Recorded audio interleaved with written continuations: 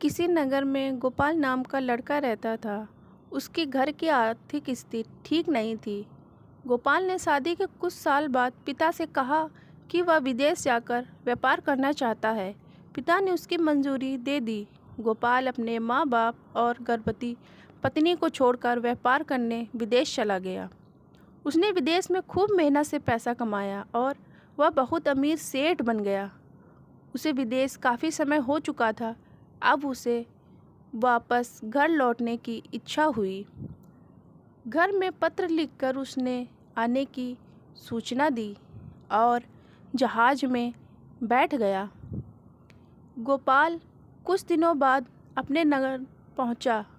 नगर के एक चौराहे पर ही उसने देखा कि एक आदमी ने बोर्ड पर कुछ लिख रखा है, अनमोल ज्ञान के सूत्र। गोपाल ने उस व्यक्ति के पास जाकर पता किया तो उसने बताया कि मैं अनमोल ज्ञान के सूत्र बेच रहा हूँ। तो गोपाल बोला, ठीक है, एक सूत्र मुझे भी दे दो। वह आदमी बोला, मेरे हर ज्ञान सूत्र की मूल्य 50 स्वर्ण मुद्राएं हैं। गोपाल को यह सौदा महंगा तो लगा, लेकिन उसने एक ज्ञान सूत्र खरीद लिया।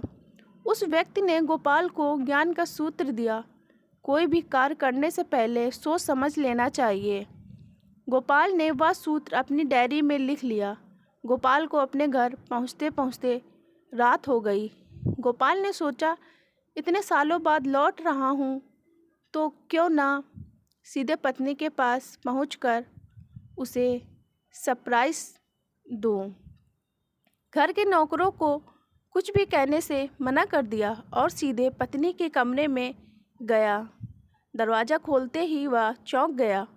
उसने देखा कि उसकी पत्नी के साथ एक युवक सोया हुआ था। यह देखकर सेठ गुस्से में आग बबूला हो गया। वह सोचने लगा कि मैं परदेश में इसकी इतनी चिंता करता रहा और यह यहाँ अन्य पुरुष के साथ, आज मैं इन दोनों को जिंदा नहीं छोड़ूंगा। वह गुस्से में अपनी तलवार निकालकर दोनों पर वार करने ही जा रहा था। इतने में उसे 50 स्वर्ण मुद्राओं के बदले जो ज्ञान सूत्र खरीदा था उसकी याद आ गई। कुछ भी कार्य करने से पहले सोच समझ लेना चाहिए। वह 2 मिनट सोचने के लिए रुका। उसने तलवार वापस पीछे हटाई, लेकिन वो किसी बर्तन से टकरा गई। बर्तन के गिरने की आवाज़ से पत्नी की नींद खुल गई। आँख खुलते ही उसने अपने सामने पति को देखा तो वह बहुत खुश हो गई और रोते हुए बोली, आपके बिना जीवन सूना सूना था। इंतजार में इतने वर्ष कैसे निकले यह मैं ही जानती हूँ। पत्नी ने इतना बोलकर पास सोए हुए युवक को उठाते हुए बोली, बेटा उठ जा, तेरे पिताजी आए हैं। युवक उठकर जैसे ही पिता को प्रणाम करने को झुका तो माथे की पगड़ी सेठ के पैरों में गिर गई। उसके लंबे लंबे बाल बिखर गए। गोपाल की पत्नी ने कहा, यह आपकी बेटी है, इसके सम्मान को कोई ठेस न पहुंचाए, इसलिए मैंने इसके बचपन से ही पुत्र के समान पालन पोषण और संस्कार दिए हैं। यह सुनकर गोपाल की आंखों से आंसू रुकने का नाम ही नहीं ले रहे थे।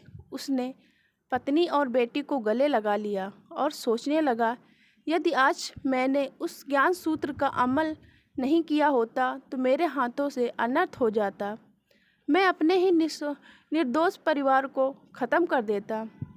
जीवन में उतार चढ़ाव का होना कोई बड़ी बात नहीं है, लेकिन परिस्थितियों का सामना समझ बूझकर शांत मन से करना चाहिए। यदि आपको स्टोरी अच्छी लगी हो तो लाइक, सब्सक्राइब एंड शेयर करें। धन्यवाद।